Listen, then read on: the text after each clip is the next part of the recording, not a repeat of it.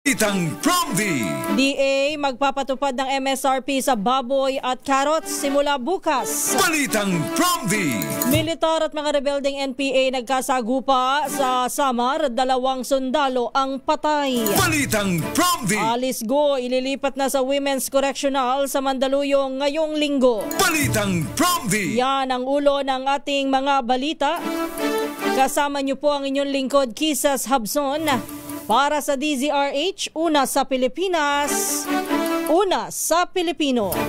At ngayon sa detalye ng ating mga balita.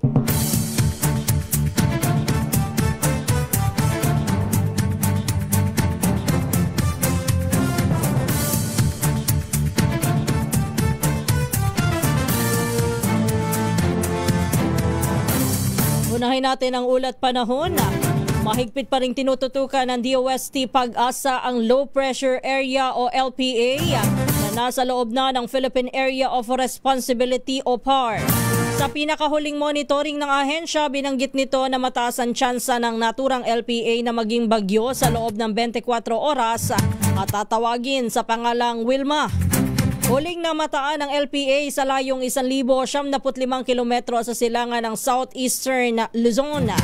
Inaasahang pauulanin nito ang bahagi ng Catanduanes, Camarines Sur, Albay, Sorsogon, Northern Samar, Eastern Samar, Samar at Biliran mula bukas hanggang sa Sabado. Balitang Promdi.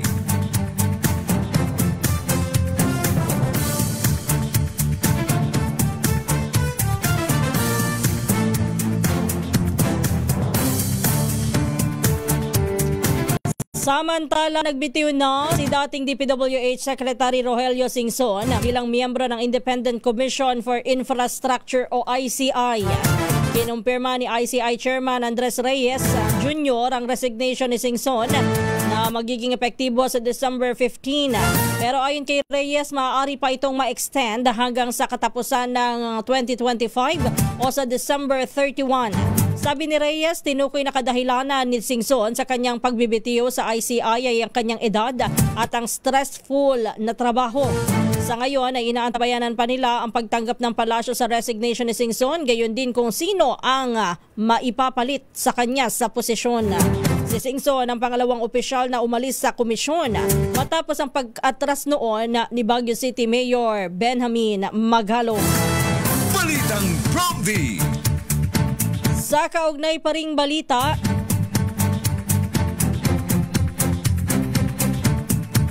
inilarawan naman ni House Senior Deputy Minority Leader at Caloocan Representative Edgar Erice na patay na ang Independent Commission for Infrastructure o ICI. Kasunod po ito ng pagbibitiw ni dating DPWH Secretary Rogelio Singson bilang miyembro ng ICI. Ayon kay Erice, malaki ang mawawala sa komisyon dahil sa lawak ng karanasan ni Secretary Babes sa infrastruktura. Kinumpirma rin ni Erice na si Singson ang kanyang tinutukoy kamakailan na nagbabalak umanong magbitiw at ibinahagi ang umano'y mensahe nito na kulang ang suporta mula sa Malacanang.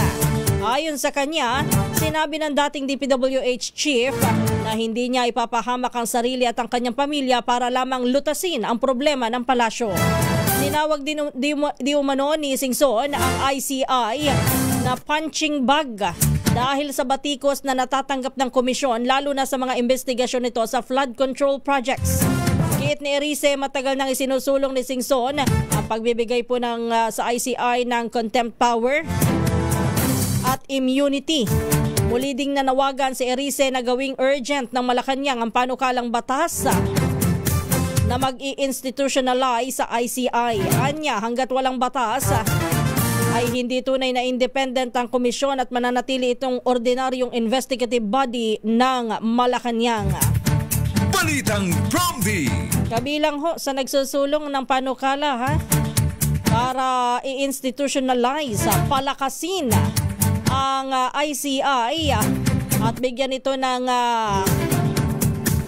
mas malakas na kapangyarihan sa pag-iimbestiga at sa iba pang mga hakbang laban sa katiwalian ay sina Congressman Edgar Erice Gayon din si Congressman Salvador Kaader Pleito ng Bulacan, 6th District. Si Congressman Chel Jokno. Gayon din si Congresswoman Laila de Lima. At mayroon pang ibang mambabatas. Balitang Prompty. Alas 3:11 ng umaga. Kasama din yata si Congressman Chanco sa nagsusulong po na palakasin ang ICI at para daw po mas lalong maging ganap ang kanilang pag-iimbestiga at paglaban sa katiwalian, lalo na sa mga flood control projects at iba pang katiwalian na may kinalaman sa infrastruktura o mga proyektong pang-infrastruktura ng gobyerno. Balitang Prompty. May tuturing naman na setback sa investigasyon sa mga anomalya sa flood control projects ang resignation ni dating DPWH Secretary Rogelio Babe Singson bilang Commissioner ng Independent Commission for Infrastructure. Ayon kay Bicol Saro Party List Representative Terry Ridon, Chairman po ng House Infra Committee, kawala na sa ICI ang resignation ni Singson na may malawak na insider access, institutional memory at impormasyon sa loob ng ahensya. Sabi ni Ridon, dapat ay magtalaga po si Pangulong Ferdinand Marcos Jr. ng katulad na kalibre at integridad ni Singson. Kabilang sa kriteria ang infrastructure planning, budgeting at implementasyon ng mga mandato ng ICI. Balitang Prompty. Oras natin alas 3:12 ng umaga.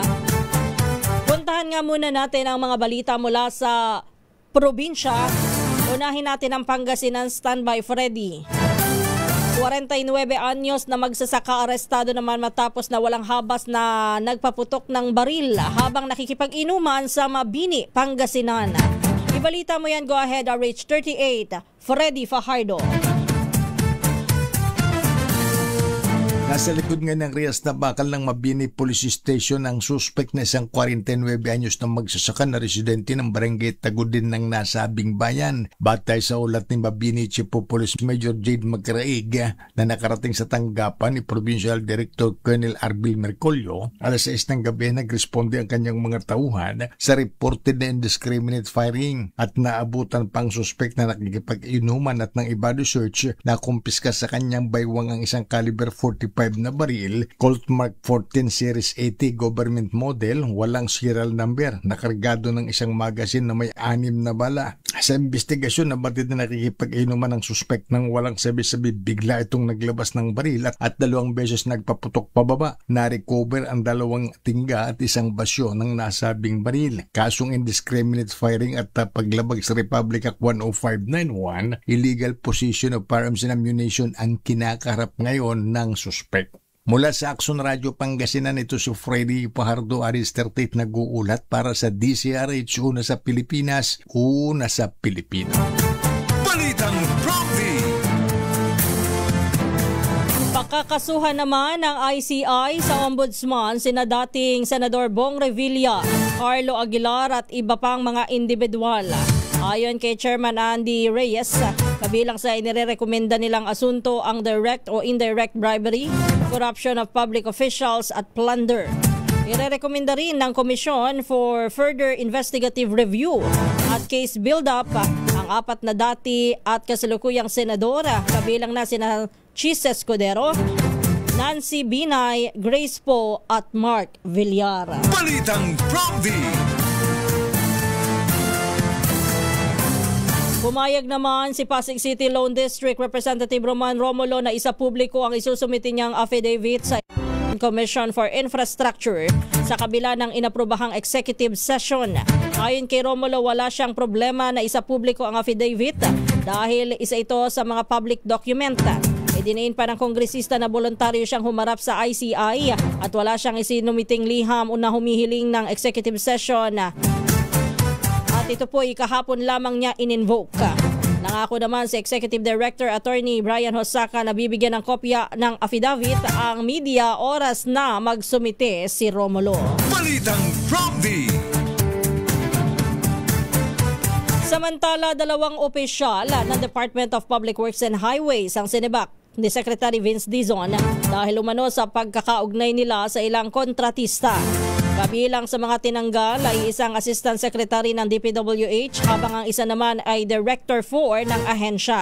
Naitalaga sila noong panahon ni dating DPWH Undersecretary Ary Perez. Nauna nang inakusahan ni Batangas 1st District Representative Leandro Leviste na may koneksyon sa mga kontraktor. Pinuri naman ni Leviste ang aksyon ni Dizon at ang kanyang pagiging mapagmatiyag umano sa issue ng transparency at accountability.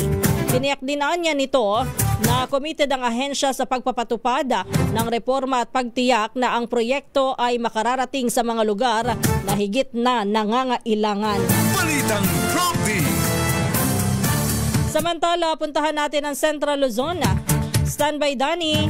Governor ng Bataan, inihalal daw po na Pangulo ng Central Luzon Growth Corridor Foundation Incorporated.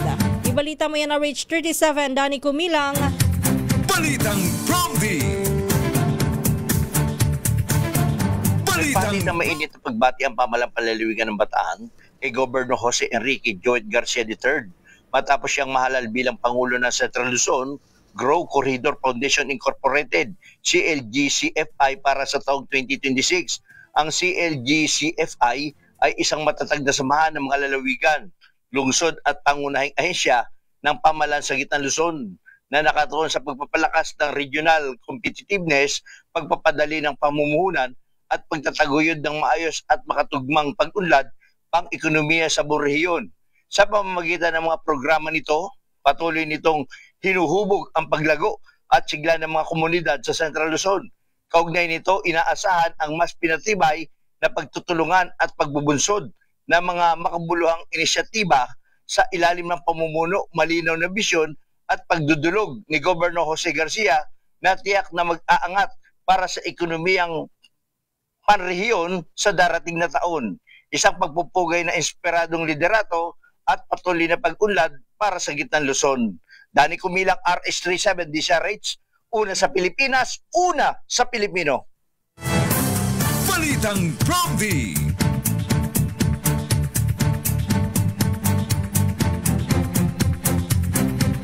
Samantala, wala pa ring court order para kanselahin ang pasaporte ni dating Congressman Saldico. Ito po ang inahayag ng Department of Foreign Affairs kung kaya't hindi pa sila makakilos para tuluyang ipawalang bisa ang pasaporte ni Ko.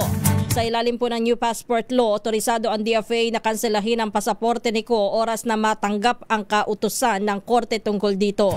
Ayon kay DFA spokesperson Angelica Escalona, handa ang kanilang tanggapan na tumulong para makamit ang katarungan at handa silang sumunod sa anumang kautusan alinsunod po sa umiiral na batas. Una nang naglabas ng warrant of arrest ang korte laban kay Ko at sa 17 iba pang personalidad kabilang na ang mga opisyal ng SunWest Corporation na sangkot sa maanumalyang flood control projects. Balitang Prompty. Binanata naman ng House Committee on Ethics si Cavite Congressman Kiko Barzaga sa patutsada nito na kaya siya nasuspinde ay para patahimikin sa kanyang mga kritisismo laban kay Pangulong Bongbong Marcos at sa kanyang administrasyon. Ayon kay Ethics Committee Chairperson JC Abalos, sinuspinde si Barzaga dahil sa paglabag sa Republic Act 6713 o Code of Conduct and Ethical Standards for Public Officials and Employees. Bukod pa anya sa naging paglabag ni Barzaga sa Rule 20 ng House Rules at maging sa standards na inaasahan ng taong bayan mula sa isang mambabatas. Sadyaan niyang malayo ito sa sinasabi ni Barzaga na ang pagiging kritiko niya laban sa administrasyon. Kaya pinatawan daw po siya ng 60-day suspension ng walang sweldo at allowances. Napatunayan ng House Ethics Committee na guilty si Congressman Kiko Barzaga sa disorderly behavior sa ginawa niyang reckless at inflammatory social media post. Balitang Prompty. Balita naman mula sa Western Visayas. Standby Jocelyn Make. High-value individual drug personality na arrested po sa buy-bust operation sa Balasan, Iloilo. Halos kalahating milyong pisong halaga po ng shabu na recover. Ibalita mo yan. Go ahead, Jo Maki. Nahaharap sa kasong panglamag sa Comprehensive Dangerous Drugs Act of 2002 ang 38 anyos na delivery boy matapos makuhanan ng halos kalahating milyong piso na suspected shabu sa sitio na Bitasan sa Barangay Poblacion Sur sa bayan ng Balasan. Sa isinagawang buy-bust operation ng Balasan Police, nabilhan ng subject ng 7,000 pesos na halaga ng suspected shabu. Na-recover rin sa kanya ang 2 pang malalaking sachet ng illegal drugs na may bigat na 67.8 grams. Tinuturing ng Balasan Police na high-value individual drug personality ang subject matapos mapag-alaman na nagbibenta ito ng illegal drugs hindi lang sa nasabing munisipalidad kundi maging sa karat ng mga bayan sa lalawigan ng Iloilo. Mula sa Action Radio Iloilo, ito si Jocelyn Maque para sa DZRH, una sa Pilipinas, una sa Pilipino.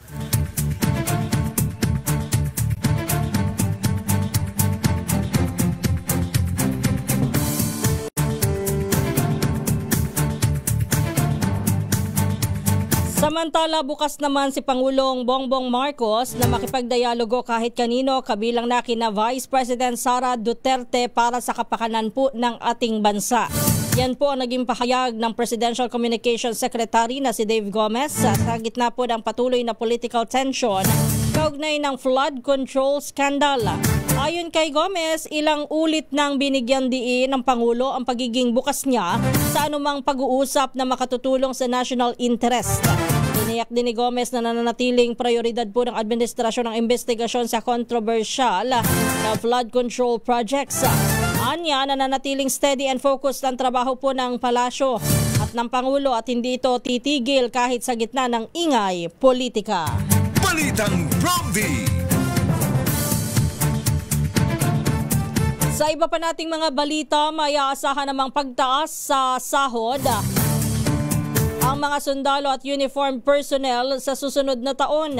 Kasunod dito ng anunsyo po ni Pangulong Bongbong Marcos na tataas ang base pay ng mga military uniform personnel simula po January 2026. Gayon din sa January 2027 at January 2028. Ginawa ang anunsyo sa gitna ng mga usaping may destabilization effort kaugnay ng flood control scandal. Saklaw po ng salary hike ang mga military and uniform personnel mula sa Department of National Defense, DILG, Philippine Coast Guard, Bureau of Corrections at NAMRIA.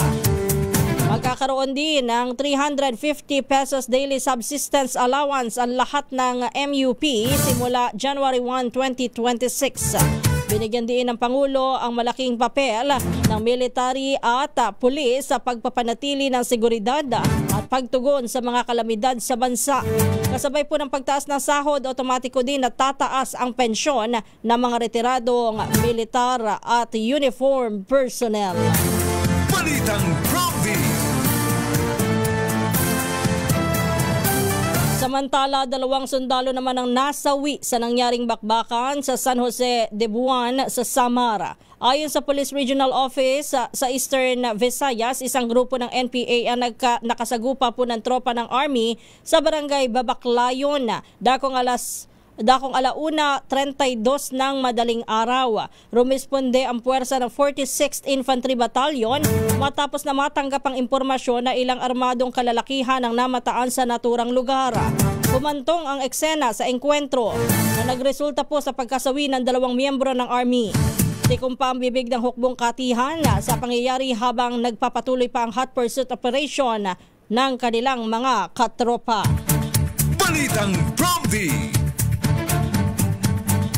Alas 3:24 na po ng umaga, puntahan naman natin ang Eastern Visayas most wanted person sa Negros Occidental. Naaresto po ng kapulisan sa Tabango, Leyte. Ibalita mo yan, RH32 Jimmy Angay-Angay.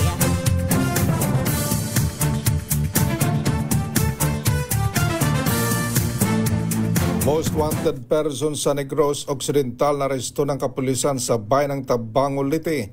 Kinilala ng PNP ang akusado si Renante Barbon, 52 anyos, may asawa, residente ng Sitio Lawis, Barangay Tabing, Tabango, Leyte. Naaresto ito ng pinag-isang puwersa ng PNP sa Leyte Provincial Mobile Force Company, Kalubian PNP Tabango, San Carlos City Police Station ng Negros Occidental Police Provincial Office at Regional Intelligence Unit. sa Sitio Lawis, Barangay Tabing, Tabanguliti.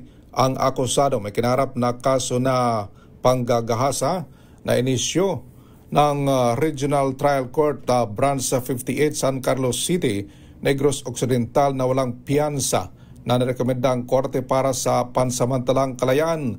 Ang akusado ay nasa custodial facility ng Tabango Leyte PNP. Mula dito sa DYVL Action Radyo Tacloban, ito si Arstratito Jimmy Angay-Angay para sa DZRH, una sa Pilipinas, una sa Pilipino. Balitang Prompty.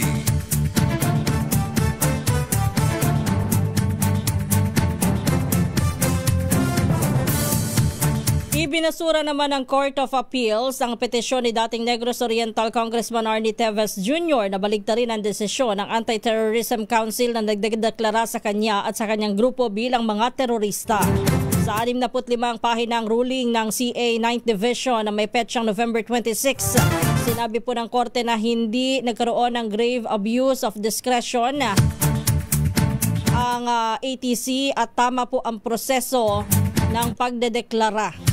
Ayon sa CA, may sapat at legal na at factual na basehan ang Anti-Terrorism Council upang maghinala na posibleng nakagagawa nga si Teves ng mga terrorist activities.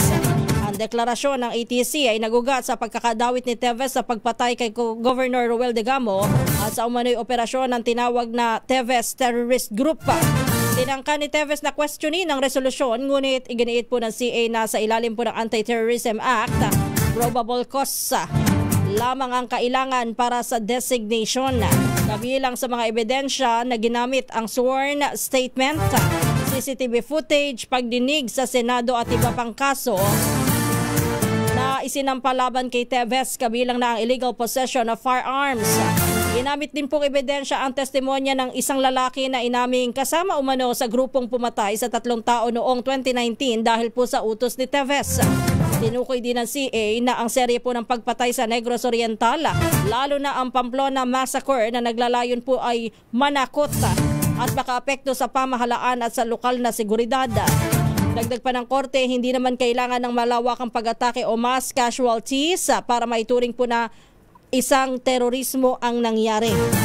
Dahil po yan sa preventive at counter-terrorism ang layunin po ng designation. Alas 3:28 na po ng umaga. Samantala, isang bagong international think tank report ang nagbigay diin sa matatag na paninindigan po ng Pilipinas sa gitna ng lumalawak na tensyon sa West Philippine Sea. Ayon sa ulat, ang laban ng bansa ay hindi lamang usapin ng teritoryo, kundi ito rin po ay pagtatanggol sa prinsipyo at pandaigdigang kaayusan. Binibigyan din ng report na habang pinalalawak ng China ang impluwensya nito, nagiging mahalagang balanse ang Pilipinas sa rehiyon. Patuloy na iginigit po ng bansa ang 2016 arbitral ruling, kaya mas tumibay po umano ang rule of law sa Asia. Ayon naman kay Chairman Emeritus Dr. Jose Antonio Goycha, ang posisyong ito ng Pilipinas ay nakabatay sa batas at katotohanan at hindi po dahil sa takot. Giit niya, kapag ang isang bayan ay nanindigan sa tama, naririnig ito kahit sa malalayong lugar. Ipinunta rin ng think tank na hindi kailanman gumamit po ng dahas ang Pilipinas at sa halip ay patuloy nitong ginagamit ang legal na proseso at diplomasya upang igiit ang karapatan sa ating karagatan. Dagdag pa ni Goycha, hindi sa lakas ng sigaw na susukat ang tibay ng bansa, kundi sa paninindigan nito nakikita. Binigyan din pa ni Goycha na ang pagsuporta ng Pilipinas o sa Pilipinas ay hindi pakikipag-away ng ibang bansa, kundi pagtindig para sa makamundong o para sa mundong may dangal at malinaw na alituntunin. Sa kabila po ng patuloy na pressure mula sa China, nananatili naman na mahinahon ngunit matatag pa rin ang Pilipinas. Si Dr. Jose Antonio Goycha ay Chairman Emeritus ng ABKD, Pader, LIPI at FDNY Movement. Balitang Prompty. Puntahan natin, balita sa Northern Samar, mga preso ng Northern Samar Provincial Jail na may taglay na kakayahan at talento na pili bilang mga PDL Alternative Learning o bilang mga PDL Alternative Learning System Volunteer Teacher. Wow! Bilang guro ng kanilang kapwa preso sa loob ng kulungan. Ay, ang ganda nito. Gusto ko ito. At least kahit sila ay nasa loob ng kulungan, sila ay makatutulong pa rin upang makapagbagong buhay ang kanilang kapwa PDL. May silbi pa rin. RH34 Jane Galit Bantayan sa detalye. Isinagawa sa loob mismo ng kulungan ng Dangkalan Provincial Jail dito sa lalawigan ng Northern Samar at 3 araw na orientation at training workshop para sa mga preso ng Dangkalan Provincial Jail na napili naman bilang mga PDL Alternative Learning System Volunteer Teacher. Itong mga PDL Alternative Learning System Volunteer ang magtuturo sa kanilang mga kapwa-preso sa loob ng kulungan. Nanguna sa training si Dr. Alex Rihuso, Education Program Head, Alternative Learning System at ang mga ALS Coordinators mula sa iba't ibang bayan ng Rosario, Bubon, Katarman at kabilang din ang Mobile Volunteer Teachers. Layunin naman ito na mapangalagaan ang kapakanan ng mga persons deprived of liberty, lalo na ang mga PDL Volunteer Teachers. Isa itong pamamaraan na mabigyan ng oportunidad na lumawak pa ang kanilang kakayahan bilang volunteer educators sa pamamagitan ng pagtuturo ng kanilang mga kakayahan doon sa kanilang kapwa-preso. Hinikayat ang mga PDL Alternative Learning System Volunteers na ipakita ang kanilang talento na ibabahagi sa nasabing mga preso. Ayon sa Northern Samar Provincial Planning and Development Office, itong mga ALS Volunteer Teachers ay nakitang may taglay na kaalaman, practical skills at inaasahan na kanilang palalakasin pa ang kanilang mga role bilang facilitator sa loob ng jail facility. Itinuro sa mga ito ang inclusive education, ALS program implementation, assessment at evaluation at iba pang taglay ang topics na kanilang magiging gabay sa pagtuturo sa kanilang kapwa-preso. Itinuro ng mga resource person ang mga topics ng pagiging effective volunteer teaching. Upang may patupad naman ang PDL Volunteer Teacher, nagtulungan ang DepEd Alternative Learning System at Northern Samar Provincial Jail. Inaasahan naman na ang mga nalaman sa workshop nitong mga PDL ALS Volunteer Teachers, mas mapalakas pa ang implementasyon ng Alternative Learning System Program sa loob ng nasabing kulungan. Mula sa Aksyon Radyo Katarman, RH34 Jane Galit Bantayan ng DCRH. Una sa Pilipinas, una sa Pilipino. Balitang Bromdy. Thank you, Jane Galit Bantayan. Oy, good luck ha. Good luck sa mga PDL na napili bilang PDL Alternative Learning System Volunteer Teachers. Mabuhay po kayo at magsilbing inspirasyon sa inyong mga kapwa PDL para sa inyong paglaya ay may kinabukasan na maganda na naghihintay pa rin para sa inyong lahat. Balitang Bromdy. Alas 3:33 na po ng umaga. Nakatakda namang ipatupad ng Department of Agriculture ang maximum suggested retail prices o MSRP sa kada kilo ng baboy at carrots. Ito po'y bilang hakbang ng ahensya upang pigilan ang pagtaas ng presyo sa nabanggit na mga produkto habang papalapit ang Pasko. Ayon po kay Agriculture Secretary Francisco Tiu Laurel, itatakda sa 370 pesos kada kilo ang presyo po ng liempo, habang 350 pesos kada kilo naman ang bagong cup para sa kasim at pigi. Para naman sa carrots, 120 pesos kada kilo ang target na MSRP. Nauna nang itinaas sa 120 pesos din bawat kilo ang MSRP ng pula at puting sibuyas na ipinatupad simula po noong Lunes. Sa monitoring ng DA nitong December 2, lumalabas naman na ang lokal na liempo ay nasa halos 395 pesos na o halos 400 na ang kada kilo, habang mas mura naman ang imported na baboy na nasa 312. Ang kasim at pigi ay nasa higit 340 pesos kada kilo sa lokal na produksyon at mas mababa pa rin sa 260 pesos ang kada kilo naman ng mga imported cuts. Samantala, ang carrots ay nasa 138 pesos kada kilo sa lokal na mula sa lokal at ang mahigit naman sa 125 pesos para sa imported carrots. Tumaas din po ang presyo ng galunggong at umabot po ito sa 300 pesos para sa kada kilo nito. Yung tinatawag na poor man's fish. Abay, ang mahal ano. Pero ang pagtaas daw po ng galunggong ay dahil po sa kakulangan ng supply matapos ang mga nagdaang bagyo. Balitang Prompty.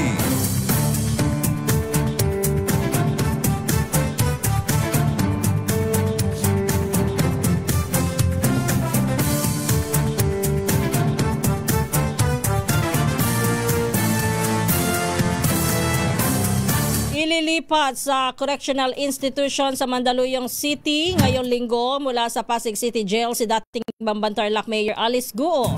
Ito po ay matapos na kumpirmahin ng Bureau of Jail Management and Penology na tinanggap na ng warden ng City Jail ang commitment order para sa paglipat sa piitan ng dating alkalde.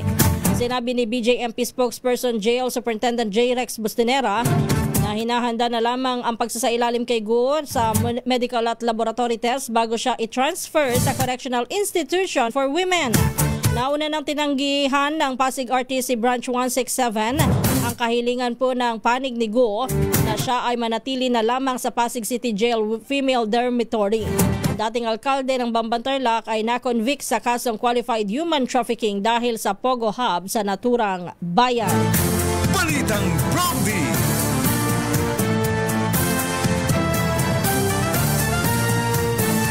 Pinaigting naman ng Philippine National Police ang operasyon upang tugisin ang mga pugante ang puganteng si Cassandra Leong o Cassie at higit 50 iba pa na nahaharap sa kasong qualified human trafficking kaugnay po ng Lucky South 99 Pogo Scam Hub sa Pampanga.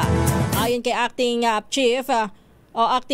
PNP Chief Lieutenant General Jose Melencio Nartates Jr., hindi lang si Ong ang kanilang tututukan kundi lahat po ng respondents nasa Pilipinas man o nasa abroad. Maliban kay Cassie, kabilang din sa kinasuhan ng qualified human trafficking si dating presidential spokesperson Attorney Harry Roque. Noong Mayo naman ay naglabas na arrest warrants ang Angeles Regional Trial Court sa Pampanga laban kina Ong at iba pa.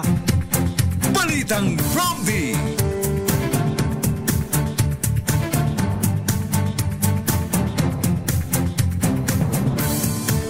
Lalo namang paiigtingin ng Land Transportation Office ang kampanya nito kontra isnaberong mga driver ngayong Kapaskuhan.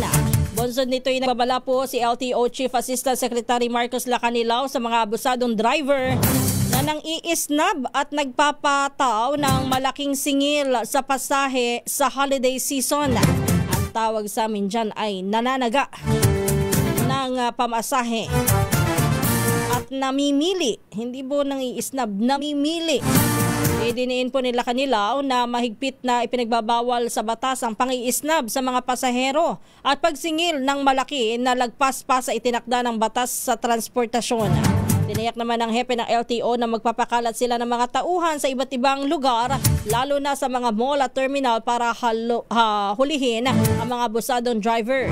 Inihayag pa nila Lacanilao na maaaring magsumbong ang mga commuter sa LTO kapag sila ay nabiktima ng mga abusadong driver para agad sila ay maaksyonan.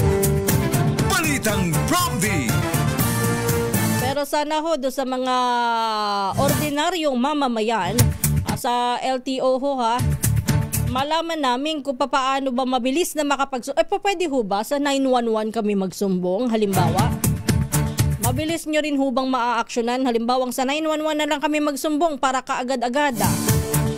Halimbawa ho na kami ay pumara ng taxi o kaya kami naman ay pinara pero kami ho ay tinaga sa presyo. Nangungontrata ang taxi. Pwede ho ba kami tawag agad kami sa 911 para doon na lang po kami mag-report at least ay action agad. Di ba dapat ganoon? Kapag po tayo ay tumawag, within 5 minutes sabi nga ng mga pulis.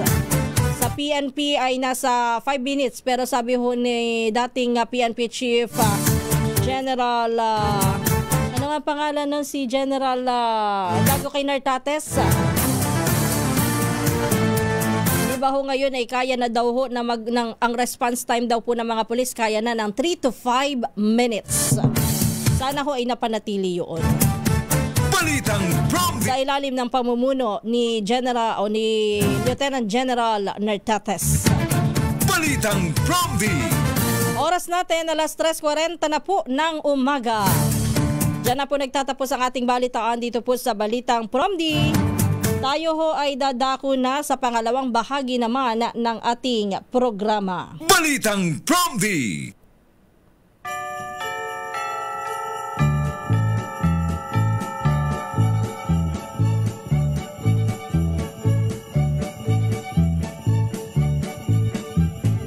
Pasko sa aming nayon ay kay saya. Ang bawat tahanan ay mayroong handaan. Kahit munti mang batay nagdiriwang nagagalak pagsapit ng Paskong araw. Good morning, good morning. Aming nayon Kumusta na po lahat ng ating mga kababayan na katutok? Luzon, Visayas, Mindanao, all over the world na nakikinig at nakatutok sa atin sa mga oras na ito. parol sa bintana. Ngayon ho ay December 4, 2025. Ay naku, yung iba sa atin. Pamasko Ang dami ng mga bumabati. Maraming salamat na po in advance sa inyong birthday greetings. may Sabi nga ni Sir Angel, mayroong sayawan your greetings ng are good, but I need your love. Kayo naman talaga o napatingin sa akin si Ara. Oy, teka lang Ara ha. 31 lang ako. Total, ay sino ba yon? Si Miss Malu ba yon? 31 lang ako. Ginawa nyo naman ako 50. Hindi pa po ako golden. Hindi pa po ako golden birthday. Malayo-layo pa. Marami pang bigas ang kakainit at marami pang handa ang sisingiling ko sa inyo pang blowout. mga binata ay mga pusto. Pero anyway, sa lahat po ng mga advance bumati, bago pa malaman ang birthday ko ngayon, Liwanag ay ala-ala maraming salamat po sa pag-alala. At syempre, thank you din. Thank you rin sa kasipagan ng mga hindi na yata natutulog, yung Naimas. Naimas dyan sa may Tagig. ihahanda Naimas Catering. Uy, maraming salamat ha. Hindi nawawala yan basta may handaan dito sa opisina. yawan Di ba? Ang sarap kasi. aliw ng aming orkestra. Sabi ni Di parol Annalyn. Pasko Annalyn, wala dito sa may Pasay. Mayroon ba tayo dyan? nayon. Huwag ka mag-alala, Annalyn. Hindi ka mawawalan. Huwag ka mag-alala. Hindi ka mawawalan, sabi ko sa iyo. Pangako ko yan sa iyo. Anyway, bago tayo matapos, thank you sa iyo, Kuya. Thank you. Sa aming nayon ay kay saya. Pero bago po ang lahat napapag-usapan lang din natin ng mga handaan eto, isama na natin ang Pasko. Alam nyo ho ba kapag po birthday ko, kapag ganitong Desyembre, sinasabay ko na yan sa Noche Buena para isang handaan na lang. Para tipid, di ba? Pero dahil tayo ay nagkakaedad na, dapat daw po ay masusustansya ang inihahanda sa ating hapagkainan. Tama na muna dun sa lechon, braso de Mercedes, leche flan, at marami pang iba na pwede pong maging dahilan, masarap pero pwedeng maging dahilan upang tayo ay magkaroon ng alta presyon o kaya naman po ay sakit sa puso. Maliban na lamang kung Lidia's Lechon ang inyong bibilhin. Kasi yung Lidia's Lechon, walang fats yan. Very healthy yan. Kasama ni Aling Lydia na nagja-jogging ang kanyang mga baboy bago lechonin. Para no fats, ha? Pero speaking of healthy Noche Buena, ano nga ba dapat ang mga inihahanda o dapat na isama natin sa handaan upang kahit papaano pag tayo po ay kumain ay healthy pa rin ang ating pangangatawan? Pasko sa aming nayon ay kay sigla ang mga binata. Ito bagay sa akin na inuubo na sa oras na ito. Uminom po ng fruit juice o kaya naman po ng mga veggie juice. Iwas muna tayo doon sa mga soft drinks tuwing may handaan. Tiyak merong mga soft drinks Naglalaman po yan ng mga labis na asukal. Masama po ang epekto po ng soft drinks. Lalo na kung kayo po ay may mataas na blood pressure. Ganon din kung kayo ay diabetic. Kaya sa halip po na soft drinks, soda ang inyong inumin, uminom na lang po kayo ng fresh fruits, fresh fruit juice or vegetable juice. I-juicer lang yan, i-blender. O yung iba naman ho ay kinukuha lang basta yung katas, tapos ay hinahaluan, tinitimplahan at pero masarap yung mga ganyan ha. Wag po kayong ano diyan. Masarap ho. Lalo na kung kayo po'y mahilig sa gulay, hindi nyo po mapapansin yung kaunting pait kuminsan o kaya kaunting pakla. Mas mangingibabaw po sa inyo yung tamis ng katas ng mga prutas at gulay. Lalo na kapag ka pinaghalo-halo ay ang sarap. Total naman kapag ka Christmas, marami tayong mga prutas ang nakahain po sa atin. O kaya naman maraming nagbibigay sa atin ng ganyan. Importante ho yan dahil ang prutas at gulay ay mayaman sa fiber at nagpapababa po ng presyon. Pag po tayo kumain ng marami, at least kapag po tayo ay kumain at uminom po ng fruit juice o kaya ng vegetable juice, wow! Maraming salamat sa sponsor. Ang ganda pala nagpo-programa. Maraming salamat sa sponsor. Meron na akong panghanda.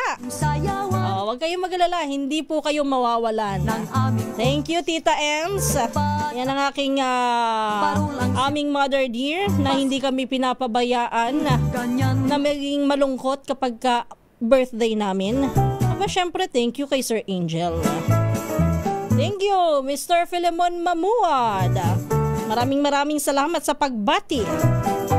Balik tayo dun sa pinag-uusapan. Nadidistract ako Gumamit ng fruit juice para po magkaroon po tayo ng maraming fiber sa katawan na mabilis na makapagpapatunaw ng ating mga kinain kapag ka-holiday. Kapag naman naparami po yung inyong prutas, gulay, pwede pong gawin, isalad nyo po iyan. Masarap pong ihalo sa salad o kaya naman vegetable salad, fruit salad, okay na okay yan. Pansama sa Noche Buena. Kapag naman ho kayo'y magluluto, hindi po naiiwasan ang maggisa-gisa, hindi maiiwasan ang nagpiprito, kung minsan yung iba nag-i-steam. Kahit po sa mga barbecue, minsan nilalagyan po ng mantika, di ba? Pero, pwede naman ho kayong gumamit ng mantika, siguraduhin lang pong healthy, gumamit po ng olive oil. Ugaliin po na mag-isip ng mga alternative na sangkap na pwedeng ipalit po sa sahog na lulutuing handa. Subukan pong gumamit ng olive oil, kapalit po ng normal na palm o vegetable oil. Meron pa isa yung corn oil. Pwede rin hong gamitin yan. Ang sarap pa po nung corn oil. Ganon din yung olive oil. Ang olive oil po kasi ay may good fats na nakababawas po sa cholesterol intake at nakatutulong sa pagbawas po ng timbang. Yun naman pong corn oil ay sinasabi ho na 0 calories. Baka kung meron man, 0 cholesterol, baka kung meron man ay kakaunti lang o mababa lang po. Ha? Maghanda po ng masasarap na vegetable dishes. Marami ho niyan. Marami na ho ngayon. Kahit po yung mga karne po ng baboy na kumbaga ay nabibigyan na po yan ng alternatibo sa pamamagitan po ng mga veggie meat. Pwede po yan ang gamitin para healthy pa rin ang ating pagkain. Pero okay lang din naman kahit papaano maglagay po kayo ng baboy, manok. Para tatandaan po kung kayo po'y kakain yan, maging disiplinado po kayo. Unang-una, i-limit ho kung gaano lang karami ang inyong kakainin yan upang tayo ho ay hindi naman masobrahan at wala naman po problema kung kayo ipatikim-tikim yan, ha? Pabayaan na natin sa mga bata yung mga mamamantika, masasarap pa. sobrang tamis na mga pagkain. O halimbawa po ng pwedeng lutuin na may halong sangkap na gulay at kaya naman ay prutas, chop suey. Sabi ko nga kanina, vegetable salad. Pwede din ang mga vegetarian pasta. Meron din yung tuna pasta, ha? Pwede rin ho yan. Ang gagawin nyo lang ho dyan, magigisa ho kayo ng yung sa tunang nakakan. Magigisa lang ho kayo. Meron namang in brine water. Yan, ha? Hindi dun sa mantika talaga. Yan, igisa nyo yung bawang sibuyas, lagyan nyo ng maraming kamatis, lagyan nyo ho ng ano ba yung sinabi ko kanina, tuna, tapos olive oil lang gamitin, kaunting pampalasa, and presto, meron na po kayong pasta. Pwede rin pong ipalit ang pipino, celery at carrot sticks. Tapos, ididip nyo po sa mga mayonnaise. Pwede na, kahit konting-konti lang na mayonnaise, ha?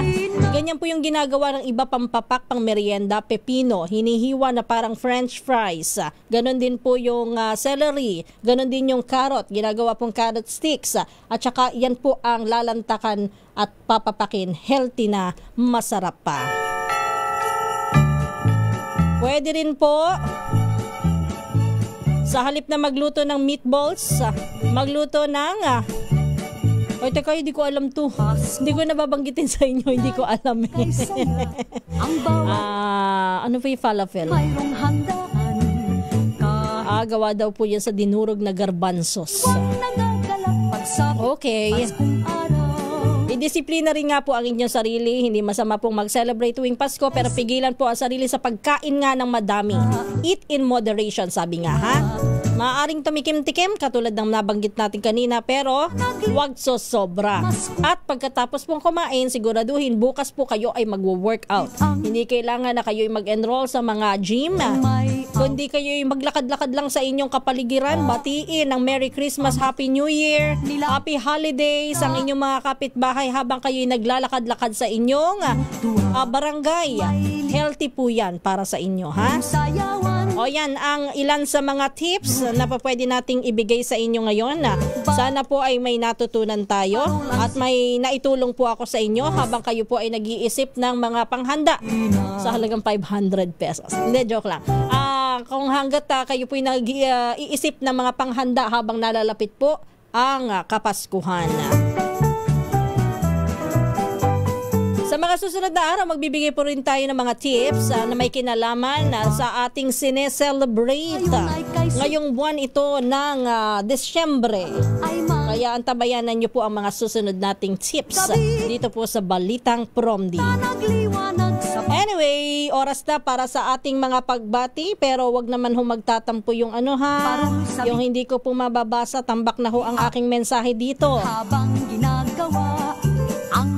Pero sabi nga ho natin, hindi naman po pwedeng bumati lang tayo ng bumati. Kailangan po'y magbigay tayo ng kaunting tulong, dagdag karunungan para sa ating mga listeners. Sa pagsaliw ng aming orkestra, Miss Charita Avengosa, isang magandang umagaan. Maraming salamat sa greetings. sana yun, ganyan tuwina, Pasko. Romel Kayabyab, tama po, healthy yan. Kahit buko juice lang, pwede na. Totoo ho yan, napaka-healthy po ng buko juice. Madami po ang mga health benefit ng buko juice.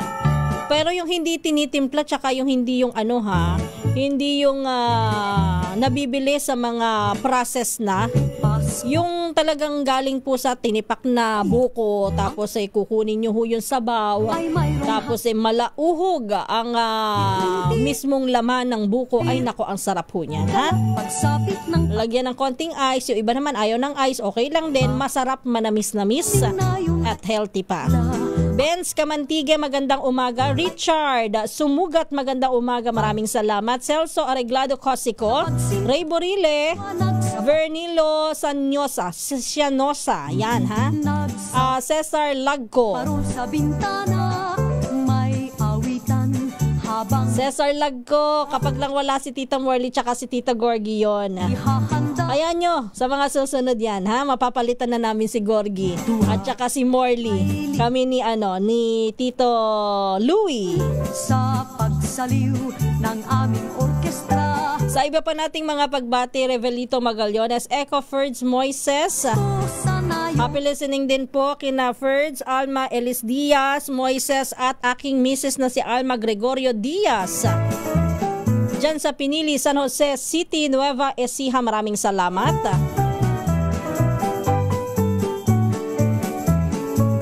Emma Flores, good morning. Course Navarro Galindez, good morning. Rolly Soriano mula sa Dagupan City, sa De Venecia Road.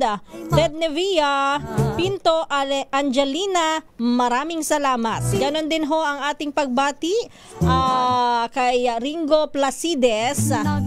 Uy, thank you din naman po sa pagbati ni Richard Sumugat. Yan ha, magpakapi ka naman, idol. Di ba dapat ako nga pinapakapi nyo? Ako may birthday eh. Kayo talaga, oo. Jovelyn Kapapas, Mayuga. Yan tayo eh. Kapag ka may birthday, kami namumblema eh. Ayun naman, bibigyan namin ng problema. Bakit nga ba ganun ano? Sa'yo ang inuman, sa'yo ang kainan. Bakit ganun ba yung kanta ng birthday na yan, ha? Randy Martina. Paniki Tarlac, maganda umaga sa mga taga Paniki Tarlac. Fernan Estapia Esteban Vernilo at ganoon din kay Jing Montero, Reynaldo, ganoon din po kay Nelson Malinaw, Loida Ibañez Sacramento, Evelyn Lingatog Tined, kay Ma'am Evan Lang, good morning din po sa inyo. Ma'am Becky Tisuka, maraming salamat. Ay ito, lolo ko ito. Lolo Romy Manawis. Nakasubaybay sa balitang Promdi. Kumusta na po kayo and happy listening at maraming salamat sa greetings. Sa bagay sa US ay iba ang oras, baligtad kesa sa atin. Good morning din po kay Saturnino Lauay Senior. Uy, babatiin ko rin ang tiyuhin ko si Tito Hari, San Jose. Nagdiriwang din kahapon ng kaarawan. Binabati ko rin po ng isang magandang umaga ayan, nabanggit ko na si Mama Evan Lang. Ganon din po ang pagbati natin. Marcelo M. Brown out pa rin po dito sa Masbate. Naku, kawawa naman kayo dyan. Kamusta na po yung ating mga kababayan dyan? Sana ho ay birthday wish ko po ay magkaroon na kayo ng kuryente dyan. Michael Andrew Castro, Paul Edward Panganiban, Lilia Kahukom. Oy, maraming salamat po, Mama. Bongski TV, good morning. Ganon din kay Alberto Perez. Binabati ko rin po Errol Dorado. Pagbati pa rin kay Herman Convocar. Maraming salamat po. Sa lahat ng greetings, ito ang gusto ko. Happy birthday, Ma'am Kisses. I guess 20 plus ka pa lang. Pero hindi ko alam kung ilan ang plus. Uy, gusto ko yan ha. Gusto ko talaga yung greetings mo. Hindi ako makamove on. Pero pasensya na po kayo, wala na po ako sa 20 plus. Ako po ay nasa 30 plus na. Green tea, the best pagkatapos po kumain.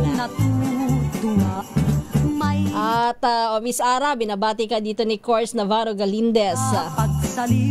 Eloisa Sale, magandang umaga. Ganon din kay Bentong, ang palaya po ay masarap, lagyan ng tofu, chicharon. Teka lang yung sinama mo naman sa ampalaya. Tofu chicharon ang ilalagay. So tofu ang gagamitin sa pagchichicharon. Tama ba, Mr. Bentong?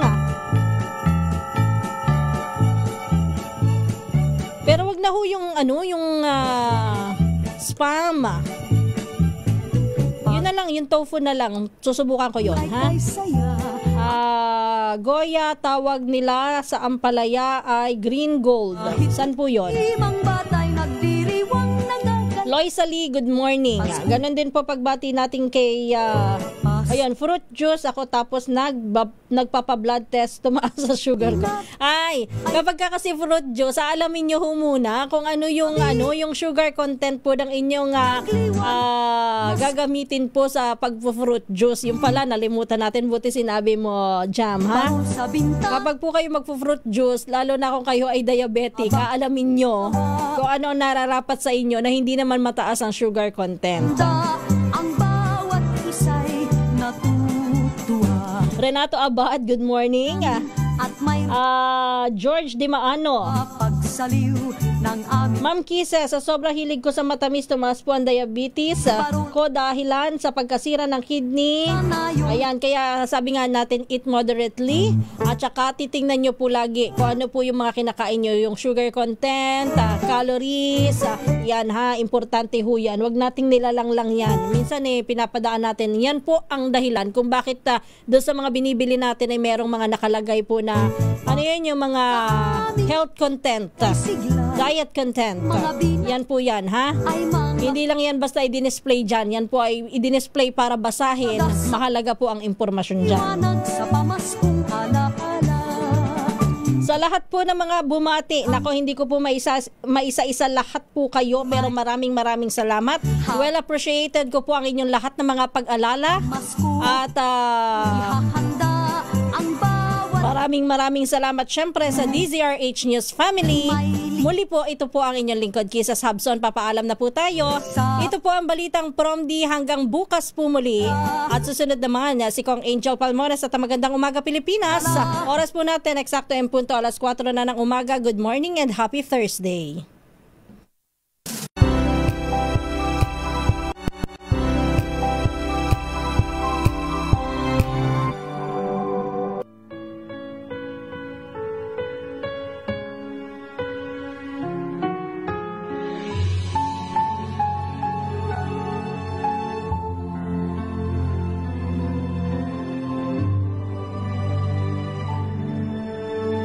Ito ang oras ng panalangin.